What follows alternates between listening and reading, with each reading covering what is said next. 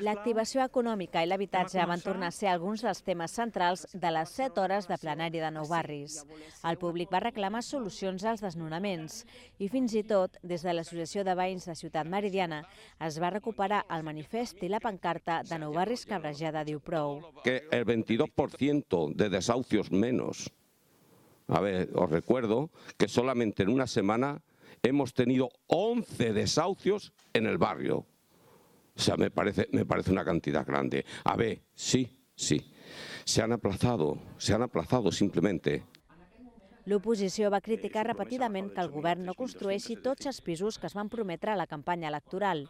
I des del govern es van presentar 2 punts a l'ordre del dia per potenciar el parc de pisos protegits. Un va ser la mesura sorgida de les entitats socials que fixa que les noves promocions s'han de reservar un 30% dels pisos en règim protegit. L'altra, una altra mesura pel dret a tanteig i retracte de l'Ajuntament sobre edificis o habitatges que surtin a la venda. D'altra banda, el govern es va comprometre a convocar un ple extraordinari per tractar únicament el tema de l'habitatge. Altre tema recurrent a la sessió van ser les queixes de persones amb gossos per la normativa que els obligarà a dur lligats els animals als parcs. Van reclamar solucions, com les àrees d'ús compartit, acompanyades d'horaris raonables, a les zones on habitualment ja passegen i comparteixen amb la resta d'usuaris. Jo demano que es faci realment una taula de treball on es pugui consensuar les zones SUC, els seus horaris, que els seus horaris és el més important. Les zones SUC són les zones que anem des de fa anys, 25-30 anys. Són les mateixes, no poden haver-hi unes altres. Consensuem-les, mirem quins llocs són els problemàtics, mirem quines solucions poden haver-hi. L'objectiu és consensuar les coses, buscar la millor solució perquè tothom s'hi senti integrat a la ciutat. Mai, i jo mai he plantejat que els gossos no tinguin espai a la ciutat. Mai. Mai. I això vull que quedi molt clar. I els gossos podran seguir entrant als parcs. El que estem delimitant és que a vegades aquests gossos hauran d'anar lligats, que a vegades aquests gossos tindran uns espais millors. Això és el que estem plantejant, precisament perquè puguin complir amb la norma. Al plenari també es van tractar els problemes d'aparcament a la Trinitat Nova. Molta gent que no viu a Barcelona, que ve a treballar a Barcelona i que fa servir el barri pràcticament com ens passa a Porta i com passa en altres llocs, pot passar a Canyelles i passa en altres punts del districte, pràcticament fan servir aquests barris de park and ride per aparcar el cotxe, agafar el metro i arribar al centre de Barcelona. A aquesta problemàtica s'hi suma el retard en l'entrega de les places d'aparcament de les promocions d'habitatge noves.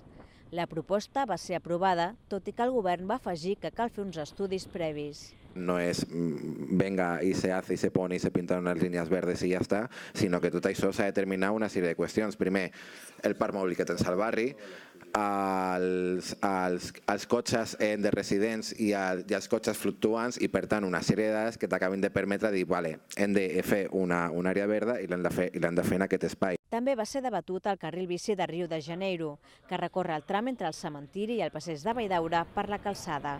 Veïns i comerciants es queixen que passa per davant dels accessos d'una benzinera i que ha eliminat zones de càrrega i descàrrega. Per això demanen la suspensió del carril i que es negociï si es modifica o es mou a un lloc més idoni. El govern va respondre que s'han reajustat amb els comerciants els horaris de càrrega i descàrrega i es va recordar que l'actuació vol protegir els vianants a les voreres.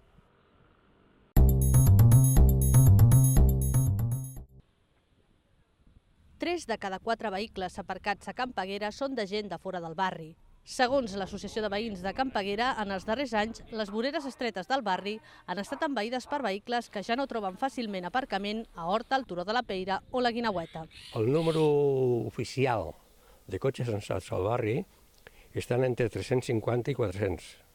Aquí en Nic hi ha més de 1.200 cotxes aparcats, amb la qual, evidentment, no són del barri. La densificació dels vehicles és un problema per als veïns de Can Peguera, la majoria gent gran amb mobilitat reduïda. Els conductors pugen sovint els vehicles a les voreres i els veïns amb mobilitat reduïda no poden sortir de casa. És per això que el futur pla de mobilitat del barri demanen eixamplar les voreres i controlar l'aparcament. El que sí que volem és que la nostra gent pugui aparcar al barri i això ens portarà a fer una zona verda residencial, no una zona verda típica de ciutat, sí una zona verda residencial. El nostre barri té un número molt important de gent gran amb problemes de mobilitat i que ho necessiten. El pla de mobilitat està inclòs dins el pla de futur del barri de Can Peguera, un pla que, segons els veïns, ja fa un any i mig que va en retard.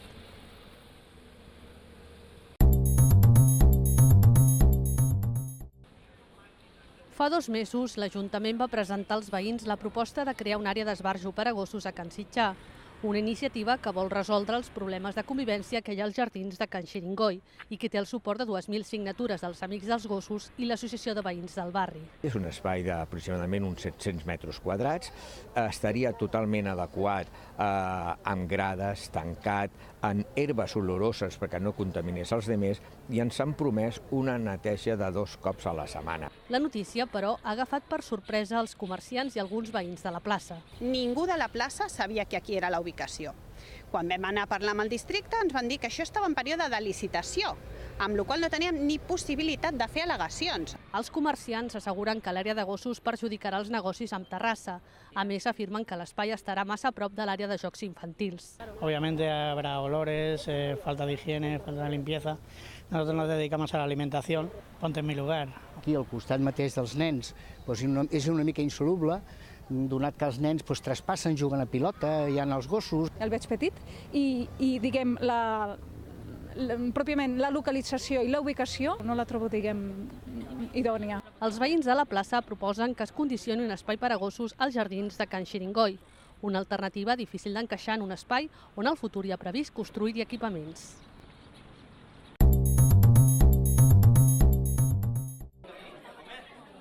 Els joves de la zona nord han presentat avui les seves creacions culinàries. A més, ho han fet també en format audiovisual. El projecte Ocupa't BCN barreja molts ingredients perquè els joves tinguin més oportunitats per entrar dins el mercat laboral. Cuando yo entré pensaba que solamente no iba a decir, pues mira, piquetas de cebolla, pela estos ajos y ya está. Pero ahora que estamos terminando el curso, pues me he dado cuenta que cocina no solamente es encender un fuego. A la formació en restauració del peix cruïlla s'hi ha sumat la feina audiovisual coordinada pel col·lectiu El Parlante. Els joves fan també promoció de si mateixos a través de videocurrículums i les videoreceptes. Un poco trabajar la comunicación no violenta, propositiva, una comunicación asertiva que les permitiera dar a conocer sus intereses, sus deseos, sus motivaciones y también sus capacidades. Me ha ayudado mucho, también a conocerme a mí misma, ver mis capacidades, a qué límite puedo llegar. Han estat els mateixos joves els que han presentat el projecte en públic.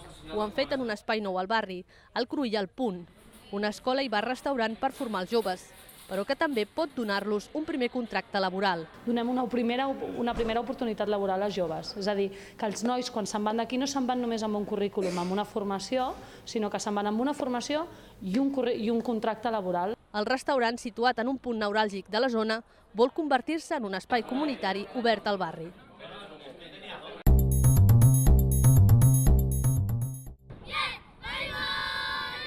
El Racing Vallbona celebra el fi d'una temporada històrica.